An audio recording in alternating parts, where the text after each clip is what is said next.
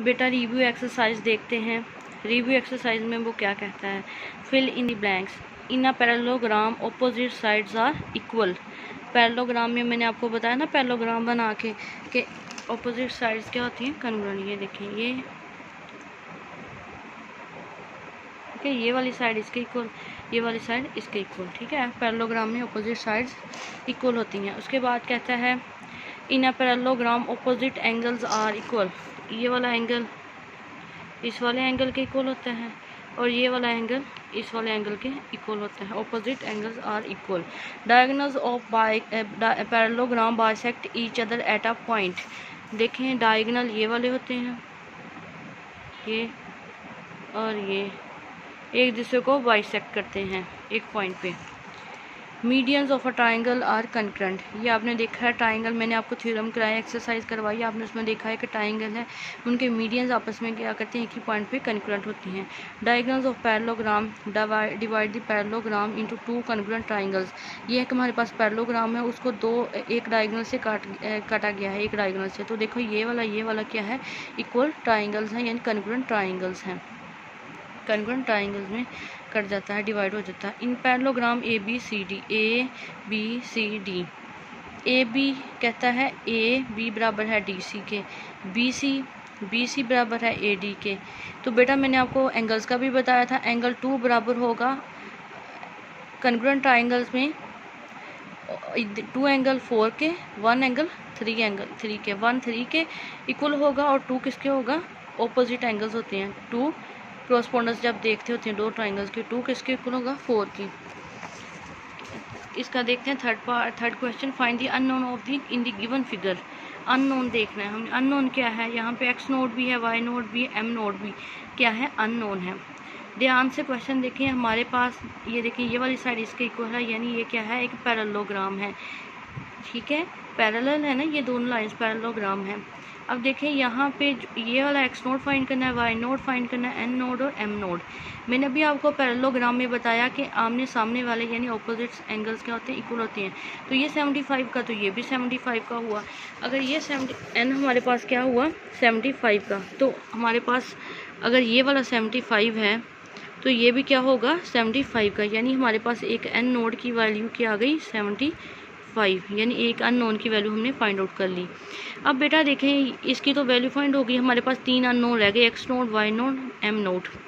अब आपने करना क्या है, करना ये है बेटा, आप देखें कि हमें ना, अगर ये इसकी वैल्यू पता होती हम इधर से देख लेते, अब इनकी वैल्यू भी नहीं पता, तो क्या करना है, ये पूरी लाइन पे एंगल कौन सा होता है, एक स्ट्रेट लाइन पे एंगल कौन सा होता है, 180 का एंगल एम। ये एंगल जो भी है, एंगल हम इसे ए का नाम दे देते हैं, इसे बी का। Angle A plus angle B is equal to 180, यानी इस पूरी लाइन का एंगल ले रहे हैं हम, इस पूरी लाइन का एंगल ले रहे हैं हम। कैसे लेंगे, इसको मैंने ए का नाम दे दिया, इसको बी का। Angle A plus angle B दोनों किसके इक्वल होती हैं, पूरी लाइन पे एंगल 180 का। अब देखें, एंगल ए हमारे पास एम नोड है जो कि हमने फाइंड करना है, एंगल बी हमें 75 दिया हुआ है उसने, तो 180 आ गया। अब देखें एम नोड 180 में से 75 माइनस कर दें तो क्या आ जाएगा, 10 में से 5 गए 5, ठीक है, और 9 रह, सॉरी इधर 7 में से 7 105, ठीक है। तो ये एम नोड एंगल कौन सा हुआ है, एम नोड वाला कौन सी अननोन की वैल्यू क्या हुई, एम नोड की 105। जब एम नोड की 105 है तो इसका मतलब उसके सामने वाला क्या है, एक्स नोड की भी क्या होगी, 105। अब आप देखें यहाँ भी 105 है। अब ये वाला, ये इतना एंगल हमारा अभी फाइंड आउट करने वाला रहता है। देखें पूरी लाइन पे एंगल कौन सा होता है, 180 का।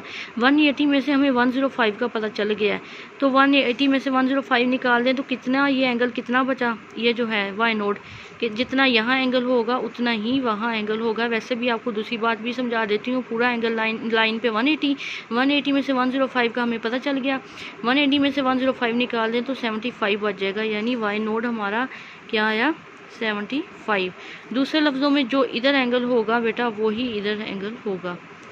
आगे देखते हैं question number 4, if the given figure A B C D is a parallelogram find x and M.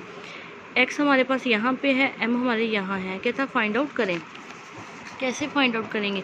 Parallelogram का है तो आमने सामने वाली साइड इक्वल होंगी, एंगल भी आमने सामने वाले इक्वल होंगे, तो ये एंगल इसके इक्वल होगा। तो हमारा 11 एक्स नोट किसके इक्वल हुआ? 55 के। एक्स नोट इधर आ गया 55/11, 11 1 ज़ार 11, 11 5 ज़ार 55, तो एक्स नोट हमारा क्या आ गया? 5। एंगल हमारा ये वाला एक्स की वैल्यू हमारी क्या आ गई? एक्स नोट की वैल्यू क्या आ गई? 5। ठीक है, इस तरह अब हमारा m रहता है, क्या रहता है? m। अब देखिए, अब इसके सामने वाले तो कोई चीज़ ही नहीं है, जैसे हमने इसके सामने था तो हमने x की वैल्यू निकाली, अब इसके सामने तो कोई चीज़ नहीं है, हम क्या करेंगे? इस पूरी लाइन का एंगल क्या है? 180। तो angle D plus angle A plus angle D is equal to 180।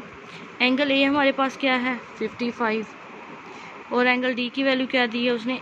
5m plus 10 degree. इधर क्या आ जाएगा? 180। ठीक है, अब देखें 55 प्लस 5m प्लस 10 डिग्री 180। ठीक है, 55 प्लस 10 कितने हो गए?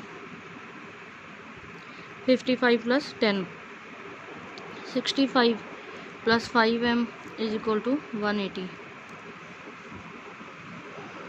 अब देखें कि 5m इधर आ जाएगा, m की वैल्यू फाइंड करनी है ना, m नोट की। ठीक है, तो 65 इधर आके क्या हो जाएगा? माइनस का 65। 10 में से 5 गए 5, 7 में से 6 गए 1। ठीक है, और 1 का 1। यहाँ पे m नोट, m इधर 5 इधर मल्टीप्लाई हो रहा है, तो इधर जाके क्या हो जाए? डिवाइड। 5 1 ज़ार 5, 5 2 ज़ार 10, और 5 3 ज़ार 15। तो m नोट क्या आ गया? 23। m नोट क्या आ गया? 23। देखिए, अननोन दोनों की वैल्यू फाइंड आउट हो गई। अब देखिए नेक्स्ट देखते हैं, the given figure LMNP is a parallelogram, find the value of MN की वैल्यू फाइंड करें। अब देखिए फिगर देखें, पैरेललोग्राम है हमारे पास, तो ये वाली साइड इसके इक्वल, ये वाली साइड इसके इक्वल, इसमें ही MN है ना दोनों में, तो आमने सामने वाली साइड इक्वल हुई। तो हम क्या करेंगे? हम इसको इसके इक्वल रखते हैं, यानी 4m plus n is equal to 10। ठीक है, ये वैल्यू इसके इक्वल आ गई। अब ये वैल्यू इसके इक्वल, इसको आप इक्वेशन नंबर 1 का नाम दे लें। दूसरी हमारे पास है 8m minus 4n is equal to 8, इसको आप इक्वेशन नंबर 2 का नाम दें। इसको सॉल्व कर लें, mn की वैल्यू फाइंड आउट करनी है। बेटा आप क्या करेंगे? अगर मैं इसको 4 से मल्टीप्लाई कर दूं तो 4n बन जाएगा, सेम हो जाएंगे तो कैंसिल आउट हो जाएंगे। मल्टीप्लाई 4 बाई इक्वेशन 1, 4 4 ज़ार 16m, 4n, 4 10 ज़ार 40, इसमें ऐड कर दें 8m minus 4n is equal to 8। जब ऐड करेंगे प्लस माइनस वाले कैंसिल आउट हो गए, 16 और 8 कितने हो गए? 24, 40 और 8 कितने हो गए? 48, 48 बाई 24, 24 m हमारे पास क्या आ गया? 2।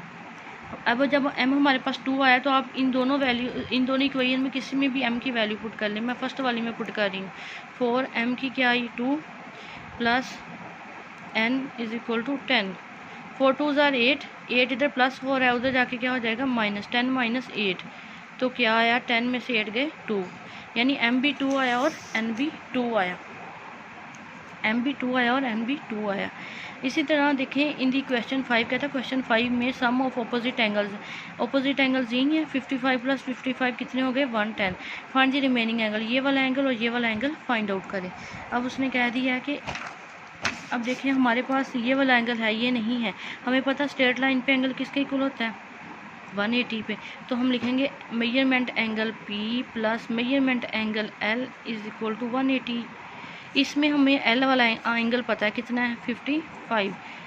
एंगल P हम यहाँ से फाइंड आउट कर लेंगे 180। ठीक है बेटा,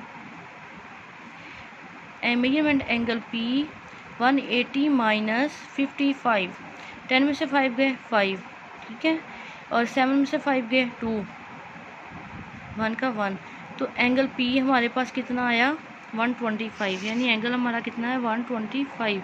जितना एंगल P है उसके सामने वाला भी उतना होगा, यानी एंगल M और MP क्या है? दोनों एंगल 125 के। ये थी हमारी रिव्यू एक्सरसाइज। बेटा आपको पूरे चैप्टर्स में पूरे सिलेबस में, फर्स्ट टर्म सिलेबस में कहीं भी आपको प्रॉब्लम हो बेटा, आप मेरे से डिस्कस कर सकते हैं। थैंक यू, अल्लाह हाफिज़।